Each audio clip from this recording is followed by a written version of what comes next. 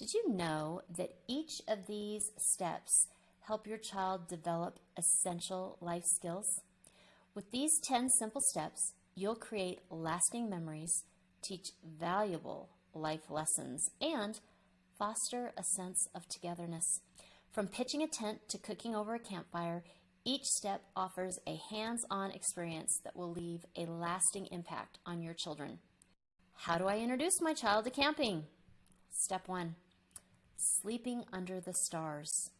Before you do anything else, try to have opportunities for your child to sleep outside. This is much easier if you have a safe yard. Your child may be uneasy about sleeping outside. The very thought of it may be giving them a few qualms. Camping is a completely new experience. If you can get the sleeping outside part to be okay or looked forward to, the entire activity of camping will be much easier. The lesson learned, resilience and flexibility. And I have a link to 21 resilience activities in the notes. Step 2, start with the basics. Most people start camping in the traditional, least expensive way, tent camping. Make sure you have the basic equipment, tent, sleeping bags, and I would argue a basic is sleeping pad for comfort. This way you will be able to ensure a covered good night's sleep. You can get a lot more equipment. What each family will need is different. I recommend buying for durability, not least expensive. I also would heavily advise that you buy the very least amount needed with each wilderness voyage. This way you can spend incrementally. Lesson learned, simplicity. Step 3, choose your time. This is much more complicated than it sounds.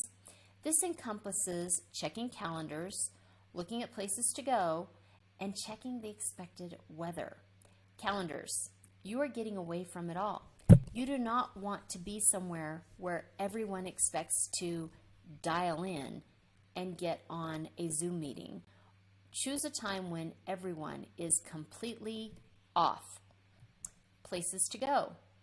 Many places require reservations. If you are going when everyone else in the free world has off, like Labor Day, you're going to face a crowd. A crowd and camping are not synonymous in my mind. But everyone looks forward to getting away when they can. And the only time you may be able to get away is the exact same holidays that everybody else has. You need to be able to prepare in advance so that you will have a spot when you get to wherever it is that you're headed. Weather. We all joke. If I could be as wrong as often as the weatherman and still keep my job, that would be great.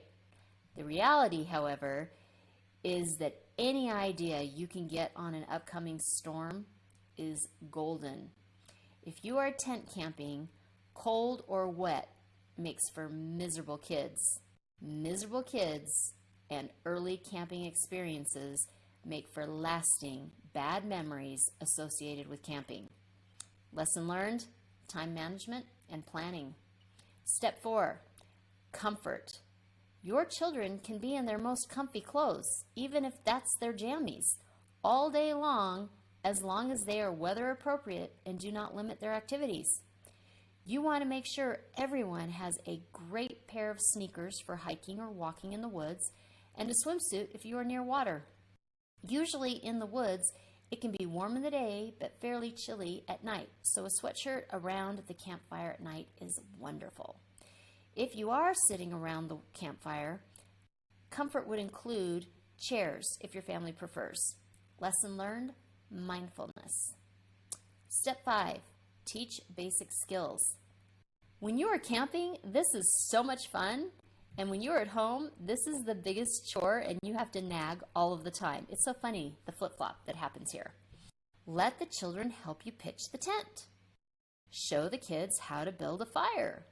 Show them how you use different sizes of wood and fuel, like paper, cotton, or whatever, to get it started. Then let your children loose in the wilds to go get firewood. Teach your children how to prepare favorites over the camping stove or fire. The degree you will do this, the degree to which you will have your children cook will depend on the age of your child. And I have a link included on meals that kids can cook depending on their ages. A 4-year-old can hold a hot dog on a stick over the fire. A 10-year-old can help prepare food for a Dutch oven fire pit meal. Lesson learned, self-sufficiency and survival skills. Step 6, food. What are you going to eat while camping? Knowing your meals will determine if you need to bring a stove, a cooler, pan, mugs, etc. For your first camping trip, you may want super easy and to prepare all of the meals ahead of time. I remember one of my earliest memories camping, it was probably one of our first camping trips. My mom made lumpia. They're like spring rolls. She also had tuna pasta salad, hard-boiled eggs, and peanut butter and jelly. We ate everything cold except for hot dogs and s'mores, both of which we cooked on our opened-up wire hangers over the fire. She also brought a pot for heating water so that we could have hot chocolate. My mom prepared everything so that she actually didn't have to cook at all. She also did not have to bring any new gadgets. So a lot of people get so hung up on, oh, we're going to be camping, and they go to the store, the camping store, and they get all caught up in the really cool like camp stove that you can do with little sticks, or all of the stuff. But with all these gadgets, you have to spend time learning how to use them. You also have to spend money on them. Well, what happens if you turn out to not be a camping family? Well, now you've spent all of this money and you're not going to use it. Well, you also didn't have to learn anything while you were there, and you got to spend time with the kids. And the kids, when they were hungry, knew exactly where the food was. It was all really easy on those first couple trips. That's really important. Once you know what you are going to eat, you can shop, chop, cook, and prepare. All that can be done ahead of time. Lesson learned, the value of hard work. Step 7, campsite. Teach your children how to identify a great campsite. What are you looking for? A lot of people overlook this because they'll just drive through and they'll just kind of eyeball it and they'll go, okay, that's where we're going to be. Go through the steps of why you are choosing or not choosing particular campsites verbally out loud with your children. For example, I wanted to be close to a bathroom. You are looking for a place that is level and has a clean fire pit. If you're camping near a stream, a site near the water sounds absolutely lovely. However, if it rains that night, you may be part of that lovely stream. If you set up your tent on a site that is high, you want it to have wind barriers, trees, bushes, large boulders, etc. All of these will help if there's strong gusts. If you're in a tent, all of these things make a big difference. Lesson learned, problem solving. And I have another link to a lot of problem solving activities you can do with your children. Step 8, learn about nature. As children spend more time in nature, they develop a deeper appreciation for the environment around them. Go on short hikes that are relatively easy and not too long. Help your child focus on the plants, animals, and activity happening all around them. Is your child less excited about nature and more enthralled with their electronics? Here are some fun ways to engage them in nature. Nature scavenger hunts. Geocaching. You can check in advance if there are any caches close to where you're going to be, or you can actually create one yourself. If you're not sure what geocaching is, I have a link for an article that I did that's all about that. Build a fort. If you're near water, skip stones. Throw rocks at specific targets. Oh my gosh, my boys could do this for hours because they can't throw rocks at home. Throwing rocks can be a lot of fun. Whittle, if your children are older. Study bugs. Analyze animal scat or prints. That's a fun one. Bird watching. Create cairns. Lesson learned, environmental protection and appreciation. Step 9, encourage exploration. What do most preteens want more than anything? It isn't the newest iPhone. It is to feel independent. Set up a way to feel safe letting your children take off and explore. We had whistles when we were younger, and we learned that if you're lost, hug a tree. You remember that rule? So we knew that if we got lost, we stayed with one tree and we blew our whistle, and that was the rule. My sister and I could be gone for up to 2 hours at a time, and we loved it. Lesson learned, independence and self-esteem. Self-esteem and confidence, they are so important. I've included a freebie in the notes for 25 fun, positive affirmations. Usually, I think positive affirmations can be really kind of cheesy. So I created their all in little heart cutouts to remind your kiddo how much they're loved.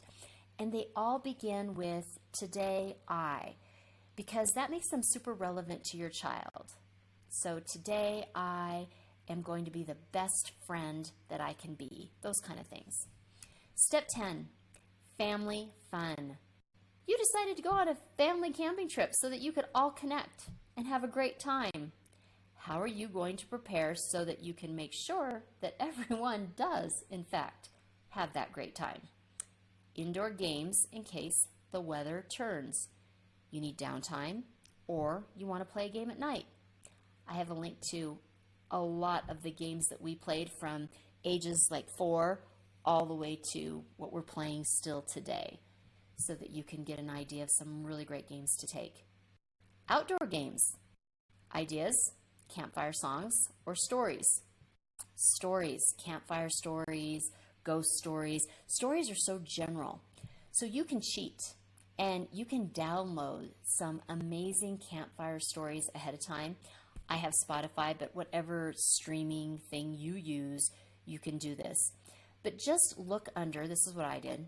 I looked under campfire stories for kids. Then I clicked podcasts. Many of the channels that came up were pretty creepy. Some were great for 10-plus-year-olds. If you have little ones, I recommend simply finding a fabulous story podcast channel that you can play near the campfire at night. So instead of looking up campfire stories, because a lot of those have a creepy element to it, just look for stories for kids. And those are going to give you a whole different kind of genre. And those can become how critical you are. I found one that I liked. It was called Forest Folk Tales with Arthur. The reason I liked it is because you really have to listen to these. They're narrated by a child, and the child has a bit of an accent. The thing is, I have not heard any of these folk tales. So by having them at my campfire, there's still an air of mystery because none of these are familiar. What I do highly recommend is that you do listen to them until you're sure that this channel is going to be a safe bet for your kids. You don't want any surprises if you have kids that are sensitive, and you don't want to scare your kids. That's not going to ever make camping fun. So I totally recommend that. It's kind of hard to just come up with stories on the fly.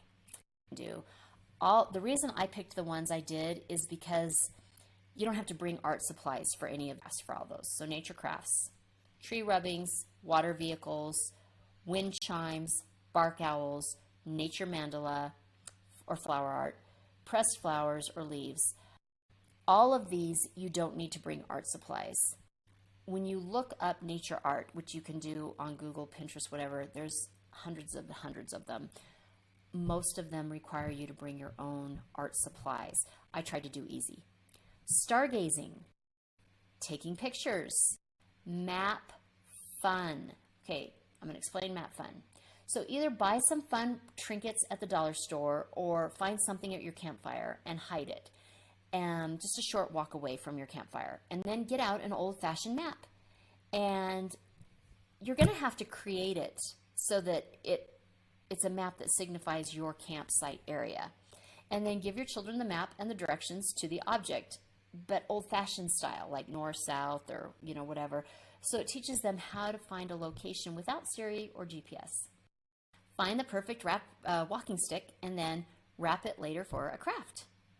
Climb trees or rocks. Make a slingshot. Lesson learned, the importance of family. Camping with your family is not just about spending time in nature. It's about creating a lifetime of memories and strengthening the bonds that unite you. As you gather around the campfire, sharing stories and laughter, you're also imparting valuable lessons about resilience, problem solving, and the importance of teamwork. It's in these moments, surrounded by the beauty of the great outdoors, that you'll teach your children what truly matters in life. And you didn't have to bring a book to teach any of those lessons. So embrace the adventure, create unforgettable experiences, and let the wilderness be your guide as you nurture the unbreakable bonds between your family. Kids quote, "I think my favorite place is the mountains where I grew up, back to the outback." If you are hearing this message, you've listened to the entire episode, and for that, I want to send you a huge thank you. Please leave me a comment or review and share with other moms you know. Get in touch in the comments or on Kara's social media networks. See you next week for a new episode.